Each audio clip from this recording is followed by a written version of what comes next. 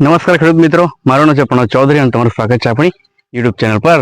હું તમને અહીંયા સારા બિયારણો, ખાતરો, દવાઓ એના સંપૂર્ણ માહિતી આપું છું અને એના લીધે ખૂબ સારા ખેડૂતોને ફાયદો થાય છે, બરાબર। તો ખેડૂત મિત્રો, આપણે જોઈએ કે આજે આપણે કંટ્રોલરના વિઝિટમાં આવ્યા છે। આજે તમે કંટ્રોલર જોવો છો, એ આપણા ખેડૂત આપણે અહીંથી બિયારણ લઈ ગયા હતા ઓમ એગ્રોમાંથી।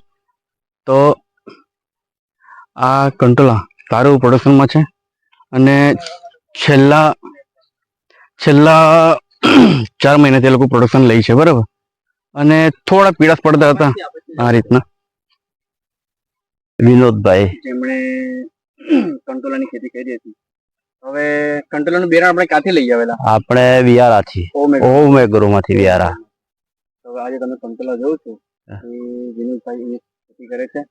ચાલો તો વિનોદભાઈ, હા, આપણે કેટલાક વીઘામાં આપણે કરેલો છે? આ લગભગ અહીંયા અડધો વીઘો છે ને ઘર બાજુ એક માંડો અડધો વીઘો એમ।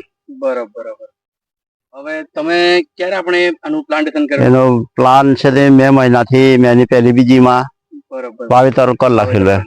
હા, હવે ચાલુ કેટલા સમયમાં ચાલુ થયેલા આપણે? એ ચાલુ લગભગ 40-45 દાડથી જૂનની 12-13 તારીખની અંદર શરૂઆત કરી રાખેલી એમ। હા, મતલબ કે ચોમાસામાં ચાલુ થઈ જાય? હા, ચોમાસા પહેલા એમ ચાલુ થાય। હા, ચોમાસા પહેલા એટલે જૂન મહિનાની 1લી તારીખની આસપાસમાં એના ફૂલ નાખી દે એમ। બરાબર।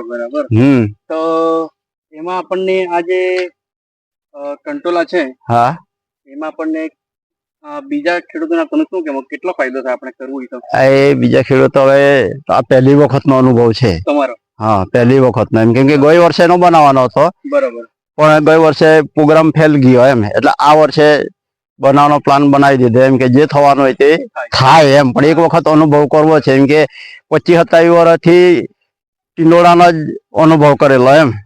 હા, એટલે આ વખતે આ અનુભવ કર્યો તો હવે વાવેતર કર્યું, પછી એ ફર્સ્ટ ક્લાસ નીકળી આવ્યા એમ। સરસ નીકળ્યા ને? હા, હવે આપણા સાથે આપણા ઓમ એગ્રો અનુભવ કેવો રહ્યો આપણા? એમ જોવા જાય તો ઓમ એગ્રો નો અનુભવ ને એ લોકોનું ટ્રીટમેન્ટ બહુ સારું કહેવાય એમ।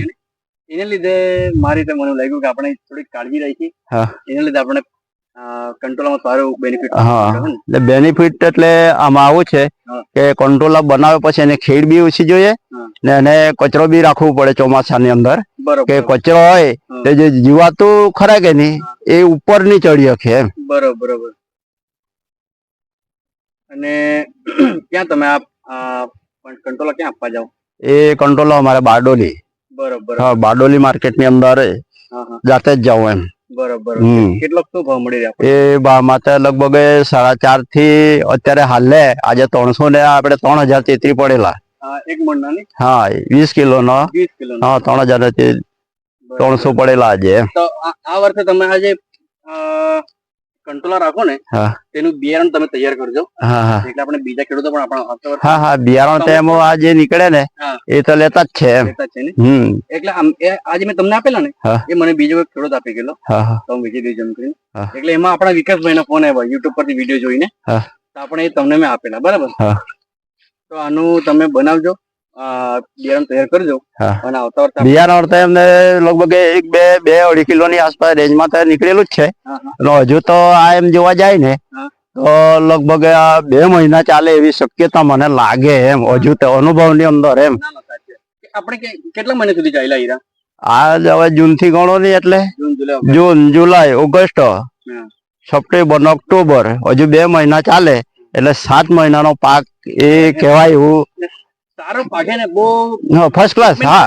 હા, ટ્રીટમેન્ટ ને લીધે માલ તો સારો ઉતર્યો એમ। હવે લગભગ એમ જોવા જઈએ 80-85 કિલો ની રેન્જ ની અંદર ચોથે દિવસે માલ ઉતર્યો। હા, 4 દિવસની અંદર। હા, ઓછા ટ્રીટમેન્ટ થી એમ કહેવા જાય તો ચાલે એમને। ફૂલ ટ્રીટમેન્ટ આપે આનું તો લગભગ 160 એટલો માલ નીકળે આમાં એમ। હવે જે ટાઈમે પાણી આપવાનું હોય કે દવા આપવાની હોય કે એને તોડવાનું હોય એ બધું અનલિમિટેડ થાય એમ। હા, તો ખેડૂત મિત્રો આ આપણા વિનોદભાઈ, જેમણે આપણા કંટ્રોલાની ખેતી કરી હતી, બરાબર। તો તમે પણ આ રીતે કંટ્રોલાની ખેતી કરી શકો અને સારું પ્રોડક્શન અને સારું પ્રોફિટેબલ તમે ખેતી કરી શકો। તો એમણે કીધું ને કે 3,000-4,000 જેવા એમને પર 4 દિવસની અંદર એ લોકો પ્રોડક્શન એટલું મતલબ ભાવ મળે ને લગભગ 4 થી 5 મણ જેટલો માલ નીકળે. હા, તો ખેડૂત મિત્રો આજે તમને બિયારણ જોઈતું આવતા વર્ષે તમને આનું બિયારણ મળી જશે અને તમે પણ આ ખેતી કરો અને પ્રોફિટેબલ ફાર્મિંગ કરો. તો ખેડૂત મિત્રો મળી બીજા વિડીયો, ત્યાં સુધી જય હિન્દ, જય Bharat. Thank you so much people watching this video. Thank you.